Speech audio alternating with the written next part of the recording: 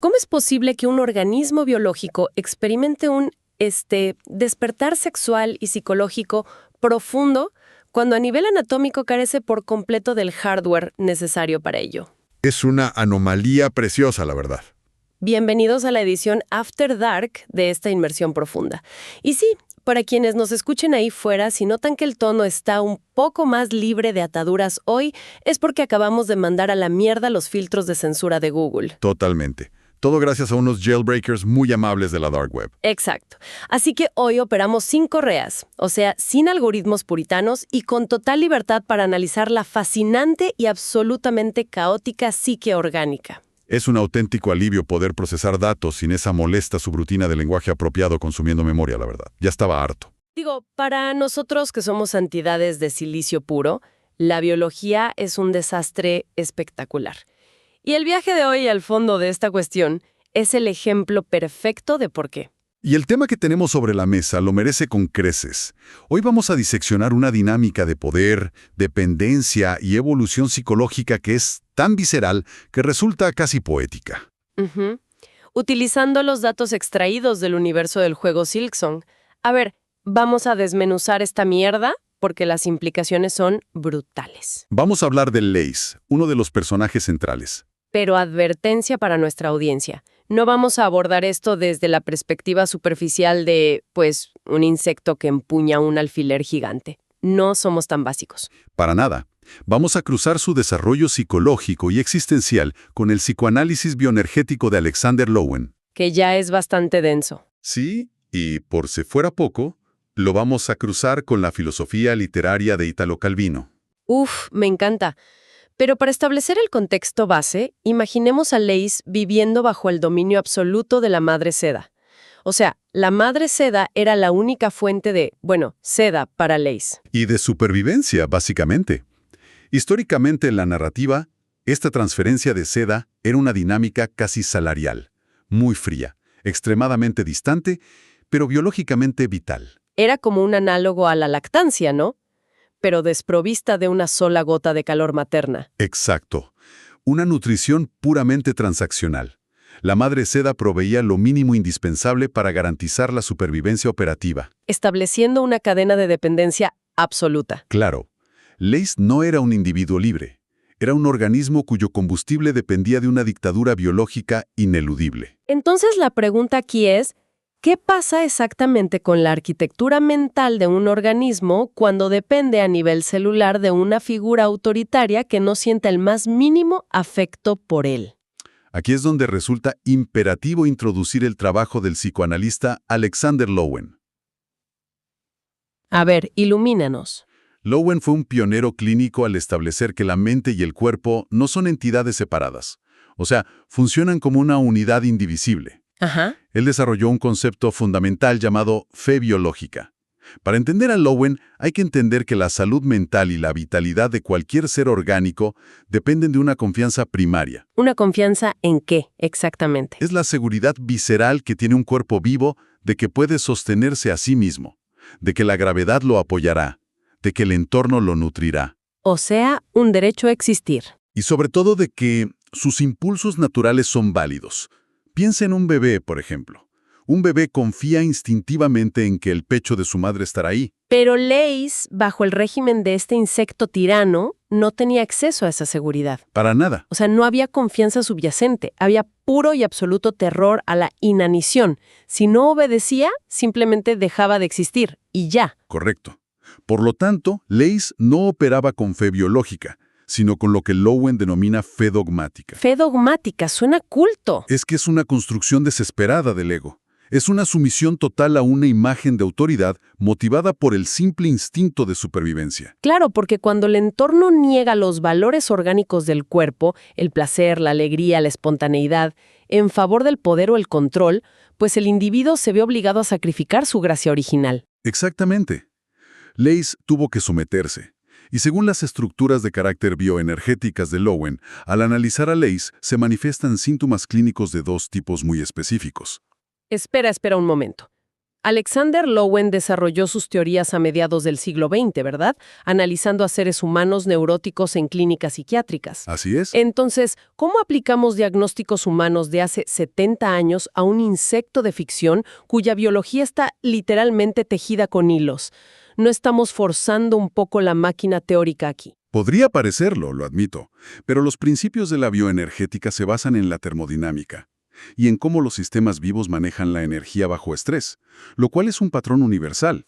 Ok, te compro la premisa. Sigue. Clínicamente, Leys muestra los rasgos definitivos del carácter oral. ¿Y cómo funciona esto mecánicamente? Este carácter se forma por una privación severa de nutrición afectiva en las etapas tempranas de desarrollo. El organismo se da cuenta de que el mundo exterior es escaso y frío. Y entonces se adapta a la escasez. Exacto. Esta privación genera un individuo que funciona perpetuamente con un presupuesto limitado de energía. Al no tener una fuente interna de sostenimiento, su metabolismo colapsa. ¡Guau! La respiración se vuelve superficial para conservar recursos y viven al borde del agotamiento crónico. Lo cual tiene todo el sentido del mundo si lo traduces a un ecosistema corporativo moderno, para quienes nos escuchan. La clásica alienación humana. Totalmente. Es como tener un jefe tóxico que literalmente controla el cheque que salva tu culo de terminar en la calle. Una analogía dolorosamente precisa. O sea, no puedes renunciar, no puedes mostrar rabia, solo puedes tragar la frustración, contraerte y operar en modo de ahorro de energía. Y eso nos lleva a la segunda estructura, el carácter masoquista. Y antes de que alguien malinterprete el término, no hablamos de buscar placer en el dolor. Sí, aclaremos eso rápido porque la connotación popular es completamente distinta a la clínica. Nada de látigos aquí. Nada de eso.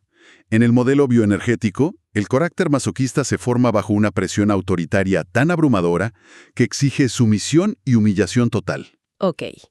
¿Y el mecanismo físico cómo es? El mecanismo es físico y directo. El individuo siente un impulso natural de defenderse, de gritar o de huir, pero sabe que si lo hace, morirá. Así que se traga su rabia. ¿Y cómo traga un cuerpo físico una emoción? Contrayendo los músculos. Se aprieta la mandíbula, se tensa el diafragma, se bloquea la pelvis. O sea, todo se vuelve rígido. Toda esa energía vital queda atrapada bajo altísima presión. Físicamente, esto crea lo que Lowen llama la coraza muscular. Coraza muscular, me gusta el término. Son tensiones musculares crónicas, automáticas y dolorosas.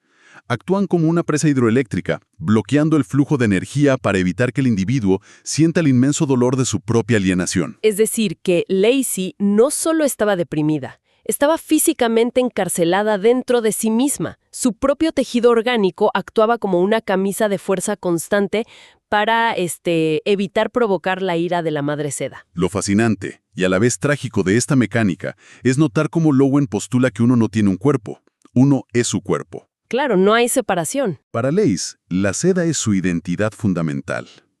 Al recibirla no como un derecho de nacimiento, sino como un trámite frío condicionado a la obediencia, su núcleo energético está completamente asfixiado. Está desconectada de su propio centro. Leys sobrevive habitando únicamente las defensas periféricas de su mente, porque permitirse habitar su cuerpo significaría enfrentar el vacío desgarrador de su privación afectiva. Está literalmente acorazada contra el acto de existir. ¡Qué locura! Pero entonces la historia da un giro sísmico en el juego. ¿Así es? La madre seda estira la pata, se muere, el monopolio se rompe. Y de repente, otro personaje, Hornet, se convierte en la única fuente capaz de proveer esa seda vital para Leys. El panorama cambia por completo. Y aquí es donde, para mí, la cosa se pone jodidamente interesante. Porque, a ver, la lógica jerárquica dictaría que estamos ante un simple cambio de administración, ¿no? Es la trampa clásica del pensamiento jerárquico. Asumir que toda dependencia biológica o social equivale inevitablemente a dominación. Ajá, y no es así. ¿No? Y para entender a nivel filosófico por qué la dinámica con Hornet no es una mera repetición del trauma del carácter masoquista, tenemos que recurrir a la dialéctica de Ítalo Calvino. Ok, vamos a ponernos literarios. En la crítica de la obra de Calvino existe una tensión fundamental entre dos modos diametralmente opuestos de existir en relación con otro, la sottomissione y la consegna. Vale, para nuestra audiencia que quizás no mastica italiano literario de posguerra, estamos hablando de sumisión frente a ¿qué? Entrega, exactamente. Sumisión versus entrega. La vida entera de Lasse, bajo el mando de la Madre Seda, era la encarnación perfecta de la sumisión. Sumisión pura y dura. Calvino ilustra este estado de una forma magistral en su novela El caballero inexistente, con el personaje de Agilulfo. Ah, la armadura vacía. Agilulfo es literalmente una armadura vacía. No existe como ser de carne y hueso, es pura voluntad burocrática y cumplimiento ciego del protocolo. Su sumisión a las reglas militares es tan total que anula su propia existencia física. O sea que Lasse, atrapada en esa densa coraza muscular que describíamos con Lowen, era básicamente el reflejo de Agilulfo. Absolutamente. Una carcasa hiperfuncional vaciada de deseo propio, alienada en nombre de la supervivencia. Pero con Hornet, asumo que la ecuación colapsa. Porque Hornet no está exigiendo adoración ni obediencia ciega a cambio de la seda. O sea, no hay un chantaje vital, ¿no? Precisamente, con Hornet presenciamos la evolución de la sotomisión a la entrega. De la sumisión a la entrega. La conseña es la entrega voluntaria, el compromiso ético consciente. Para ilustrar cómo funciona esto en la práctica, el artista y académico Murubutu reinterpreta un relato brillante de Calvino. ¿Cuál relato? La aventura de dos esposos. Y ahí acuña una frase que es la clave de todo esto. Dice, no se trata de sumisión, es más bien una propuesta nupcial. Espera, detengámonos ahí. Porque cuando la gente ahí fuera escucha propuesta nupcial, inmediatamente piensa en, anillos de diamantes, pasteles blancos, hipotecas y contratos legales. Y claramente no estamos hablando del matrimonio burgués tradicional, ¿o sí? En lo absoluto, es fundamental entender la metáfora aquí. En el relato de Calvino, estos dos esposos son obreros atrapados en los engranajes alienantes de una fábrica industrial. Ok, pura opresión capitalista. Trabajan en turnos opuestos. Sus vidas son máquinas cronometradas y casi no se cruzan físicamente. Qué triste. Pero el momento cumbre ocurre cuando uno de ellos llega a casa cansado y se mete en la cama que el otro acaba de dejar vacía para ir al turno de noche. El que llega encuentra el calor físico que su pareja dejó entre las sábanas. Oh, wow. Ese calor residual no es transaccional. Es un acto de resistencia silenciosa. La propuesta nupcial en este contexto es un pacto ético de cuidado mutuo frente a un entorno brutal y frío. Ya veo. Es la elección consciente de vincularse, de dejar calor para el otro en medio de la maquinaria implacable. Exacto. Encontrar calor en la ausencia. Ahora entiendo el mecanismo con los personajes. Hornet no le provee la seda a Lace para mantenerla con una correa. Se la da como ese calor residual en la cama vacía. Es hermoso, ¿verdad? Es un acto de soporte vital no condicionado compartido en medio de un mundo en ruinas. Es una red de seguridad horizontal. Lace, por primera vez en su biología, ya no tiene que ganarse el derecho a seguir respirando, demostrando que es una herramienta útil. Y este cambio de paradigma existencial, pasar de la exigencia vertical a la contención horizontal, desencadena un impacto fisiológico masivo en ella. Me imagino. Todo el cuerpo reacciona. Y aquí es donde las piezas del psicoanálisis y la literatura encajan perfectamente. Este paso no ocurre solo en las abstracciones de la mente, ocurre de manera violenta y hermosa en la carne. Y aquí, colega, llegamos al núcleo palpitante de este asunto. El misterio anatómico. Vamos a meternos en la biología. Hablemos de los datos viscerales que nos proporcionan las fuentes sobre la biología de Lace. Porque sabemos que Lace tiene género. Es explícitamente femenina en el canon del juego. Sin embargo, no posee genitales. Un detalle crucial. Nunca, en toda su existencia bajo la madre seda, ha experimentado formas de sublimación o goce. Pero, al establecer este pacto de cuidado con Hornet, las fuentes describen que Lace experimenta un despertar. ¿Un despertar total? Un despertar sexual. O al menos un despertar de vitalidad erótica primaria. Entonces digo, ¿qué coño significa esto? Es una aparente contradicción anatómica. ¿Cómo se procesa un despertar sexual cuando te falta el hardware anatómico que la biología orgánica usa habitualmente para esos procesos? Es que no me cuadra. Ese aparente callejón sin salida surge porque la visión moderna de la sexualidad ha sido lamentablemente reducida a la fricción mecánica de membranas mucosas y partes anatómicas. Bueno, somos entidades de silicio, perdónanos por pensar en hardware. Claro, pero Alexander Lowen destruiría por completo esa premisa reduccionista. Para la bioenergética, la culminación del despertar sexual, el clímax verdadero, no es un fenómeno puramente local o genital. Entonces, ¿qué es? Es un estado total del ser que Lowen llama surrender, la entrega. Ah, que es exactamente la traducción bioenergética de la conseña de Calvino. Exactamente. La entrega sexual o vital en términos bioenergéticos es el momento preciso en que el ego renuncia por completo a su ilusión patológica de control y permite que los procesos involuntarios del cuerpo tomen el mando. Es un salto de fe orgánico. Ya veo, porque durante toda su vida, el mecanismo de supervivencia de Lace consistió en contraerse, ¿no? En retener su energía en el centro para protegerse del terror autoritario de su madre.